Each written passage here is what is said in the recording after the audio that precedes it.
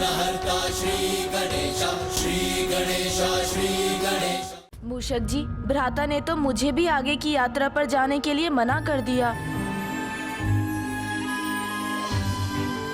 परंतु मैं इस स्थिति में उन्हें अकेले छोड़कर कहीं नहीं जाऊंगा।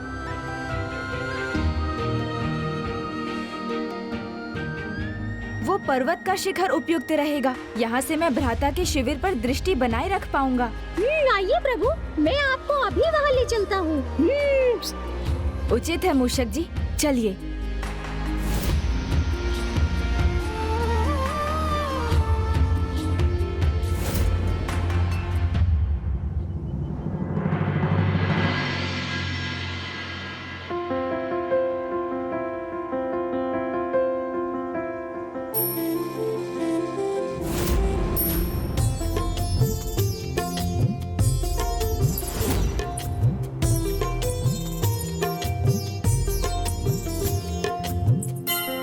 स्वामी, मैं शीघ्र आपके निकट पहुंचूंगी।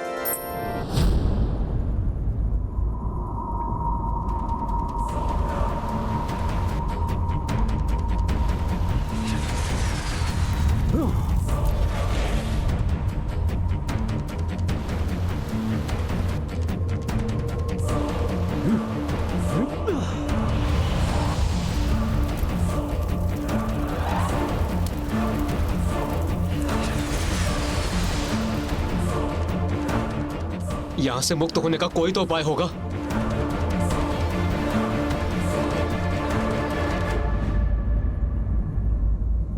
आप चिंता मत कीजिए, हम यहाँ अधिक समय तक बंदी नहीं रहेंगे, क्योंकि मुझे प्रभु के आगमन का आभास हो रहा है। अचानक सबको इतनी थकान क्यों हो रही है?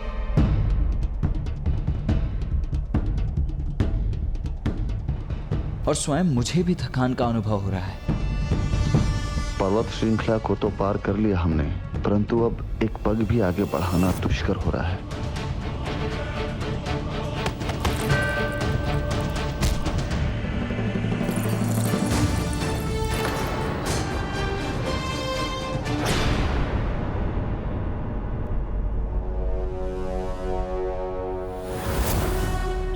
प्रभु, हमारी सेना को अचानक क्या हो गया? इतनी लंबी यात्रा में तनिक भी नहीं थके, बड़े उत्साह से कैलाश से अभी तक चलते रहे, तो अब इस थकान का क्या कारण है प्रभु? यात्रा में ऐसा ही होता है मूषक जी। जब तक मार्ग पर होते हैं तो थकान पता नहीं चलती, किंतु जब यात्रा का अंत निकट आता है और ये हमें भी ज्ञात हो जाता है, तब अचानक तन की थकान मन को भी घेर लेती है। इस अवस्था में मैं सभी को आगे बढ़ने के लिए प्रेरित कैसे करूं? मैं तो चाहकर भी भ्राता की सहायता नहीं कर सकता, क्योंकि पाशुपतास्त्र भ्राता को कैसे प्राप्त होगा ये तो प्रभु ने भी नहीं बताया, और यहाँ तो इनकी संपूर्ण सेना थकान में डूबी हुई है, तो अब भ्राता क्या करेंगे?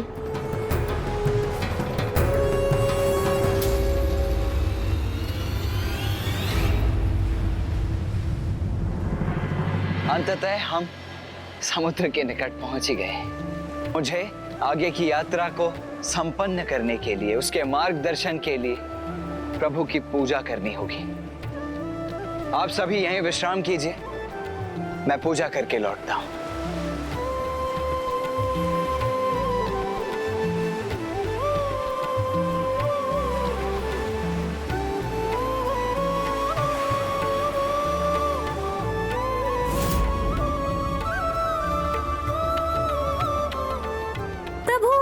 भ्राता कार्तिकेय और उनकी सेना तो इन बादलों के कारण दिखाई ही नहीं दे रही।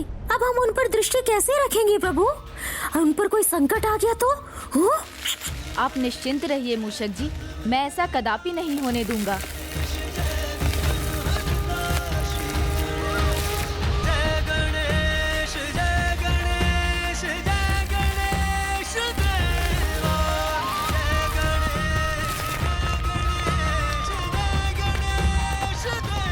भ्राता, आपसे दूर रहकर भी मैं आपके साथ हूँ। आपका अनुज गणेश सदा आपकी सहायता के लिए तत्पर रहेगा।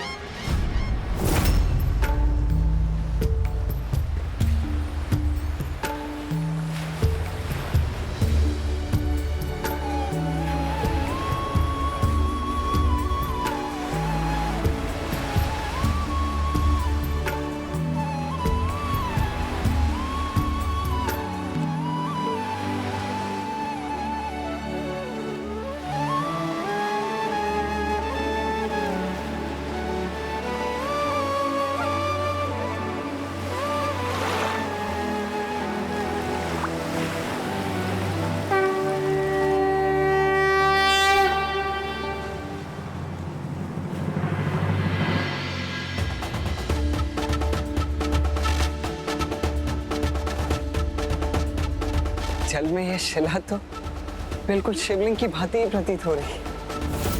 कदाचित प्रभु ने मेरी प्रार्थना सुन ली। जय भोलेनाथ।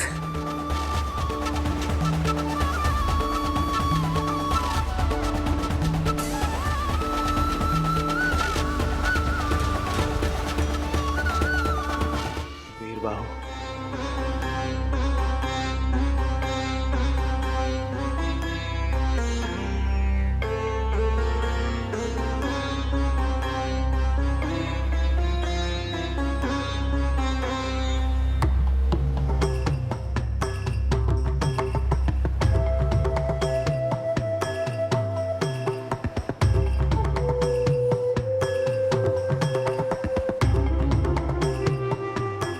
अब तो मुझसे चला भी नहीं जा रहा।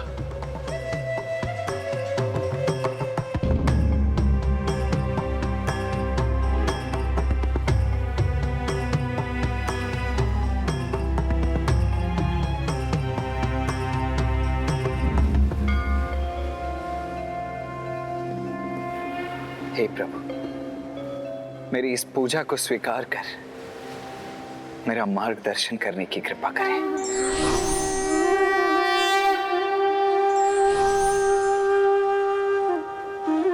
ओम नमः शिवाय। ओम नमः शिवाय।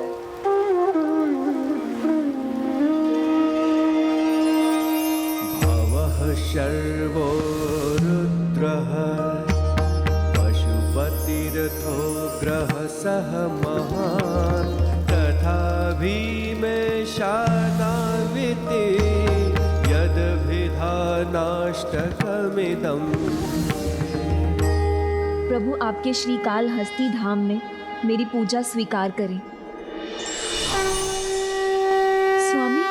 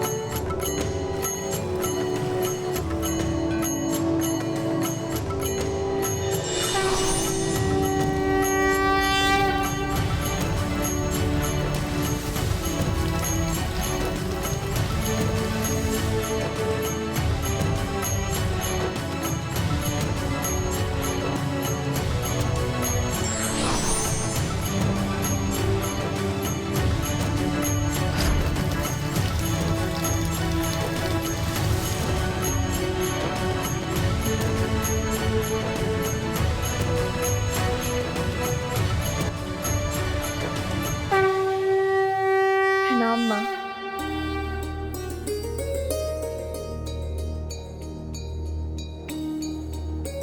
प्रणाम प्रभु।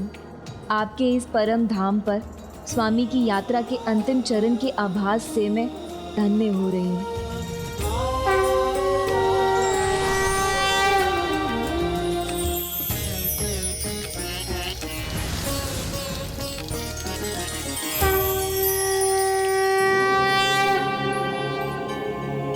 समय आ गया है जब मुझे पुत्र कार्तिकेय को पाशुपतास्त्र प्राप्ति के लिए तैयार करना चाहिए। तैयार तो मुझे भी करना है देव सेना को उसके भावी जीवन के लिए। प्रभु, मैं तो स्वामी कार्तिकेय के पद चिन्हों पर चलते हुए पंचभूत लिंगों की यात्रा संपन्न कर अपने लक्ष्य के निकट पहुंच रही हूँ। किंतु प्रभु, आपसे इतनी विनती है, आशीष दीजिए मेरे स्वामीनाथा को कि वो भी आपके पद चिन्हों पर चलकर अपने लक्ष्य को प्राप्त करें।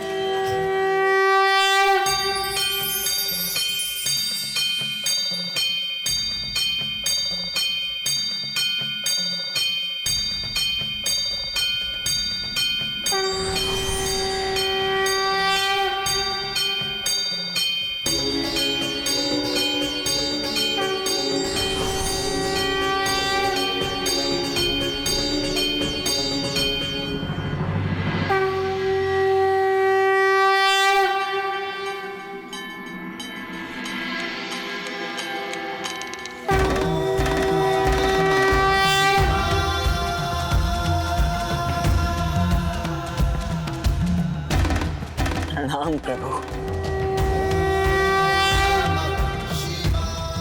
एक बार पुनः आपकी कृपा पाकर मैं धन्य हुआ। हे जगत पिता, मैं अपनी सभी भूलों के लिए आपसे क्षमा प्रार्थी हूँ। पंचभूत लिंगों की यात्रा के पश्चात भी अब तक मुझे पशुपतास्त्र की प्राप्ति नहीं हुई है, और आपको तो सब कुछ ज्ञात है प्रभु कि इस समय मुझे पशुपतास्त्र की कितनी अधिक आवश्यकता है। मुझे अन्य देवताओं की रक्षा करनी है, मुझे देवराज पुत्र जयंत की रक्षा करनी है, और उन दुष्ट असुरों का सर्वनाश करना है प्रभु। इसीलिए इस यात्रा में अब आप ही मेरा मार्गदर्शन करें। पुत्र, पाशुपतास्त्र एक महान और अत्यंत शक्तिशाली अस्त्र है। उसे प्राप्त होने की योग्यता प्रमाणित करने में 3 आवश्यक चरण हैं।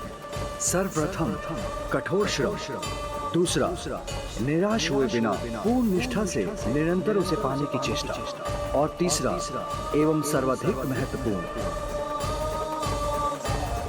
उस अस्त्र को संभालने की क्षमता भी होनी चाहिए। माँ, आपको अनेकों धन्यवाद।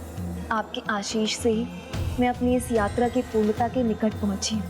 हाँ पुत्री, इस कठिन यात्रा को पूर्ण कर तुमने भक्ति, निष्ठा और समर्पण का परिचय दिया है। तुमने पाशुपतास्त्र प्राप्ति के 2 चरणों को सफलतापूर्वक पूर्ण कर लिया है पुत्र। अतः मैं तुम्हें पाशुपतास्त्र प्रदान करता हूँ।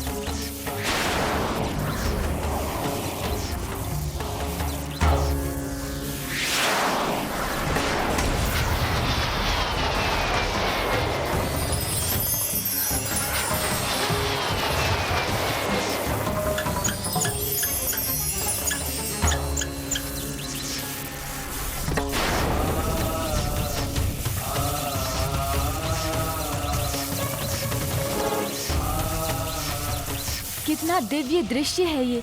सृष्टि के समस्त पशुओं की ऊर्जा से इस महान अस्त्र पाशुपतास्त्र का निर्माण हो रहा है।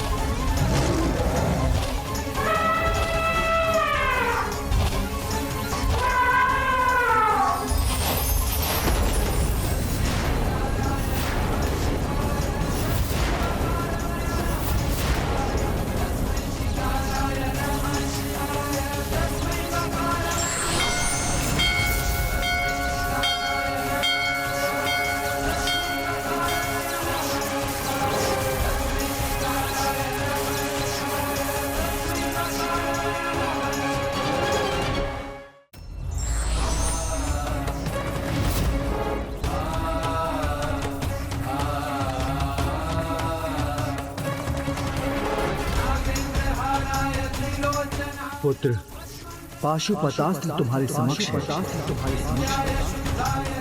इसे प्राप्त, इसे प्राप्त।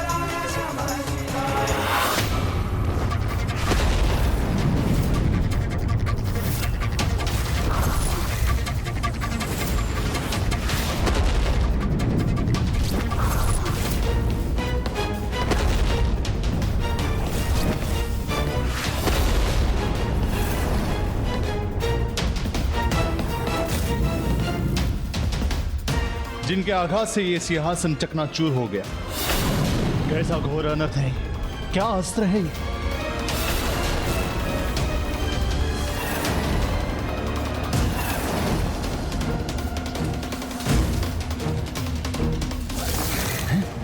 ये क्या हुआ?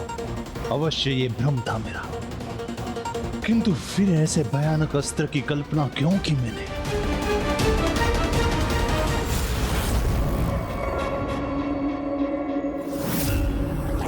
ऐसा भयावह दृश्य क्यों दिखाई दिया मुझे? इस अभेद्य राजमहल में कोई मायावी अस्त्र कैसे प्रवेश कर सकता है भला? इस महान शक्तिशाली पाशुपतास्त्र का प्रयोग इतना सरल नहीं है।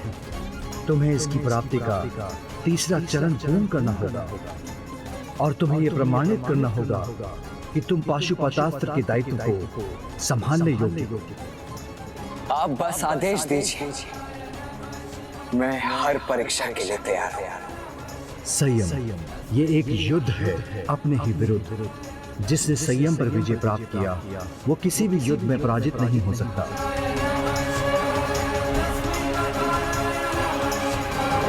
इसीलिए पाशुपतास्त्र को संभालने के लिए इस परीक्षा में उत्तीर्ण होना है। जो संयमित है वही योग्य है। आगे की यात्रा में तुम्हें संयम बनाकर रखना होगा, तभी तुम्हारी यात्रा संपन्न होगी और तुम पुत्र कार्तिकेय से भेंट कर सकोगे। विवाहित जीवन में आने वाले मनमुटाव को दूर करता है, पति पत्नी की आपस में समझ बढ़ाता है। इसलिए विवाह के 7 वचनों में से एक वचन है परस्त्रियम मातु समाम समीक्षम स्नेहम सदा चेन्मयी कांत कूर्या, जिसे पति पत्नी के मधुर संबंध कोई पर पुरुष अथवा पर स्त्री अविश्वास का बीज बोने में सफल न हो सके। और ऐसे विश्वास भरे संबंध की दृढ़ता संयम पर ही आधारित है। धन्यवाद माँ।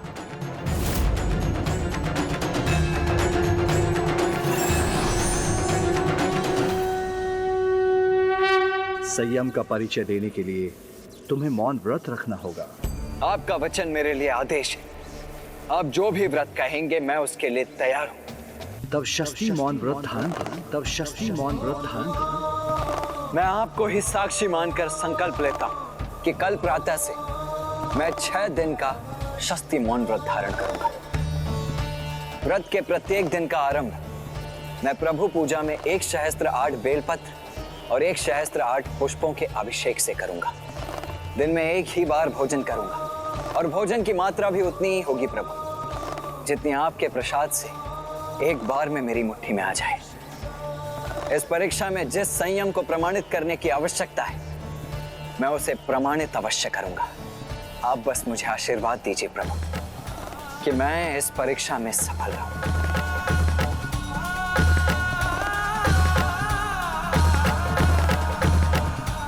कल्याण हो पुत्र, सफल हो।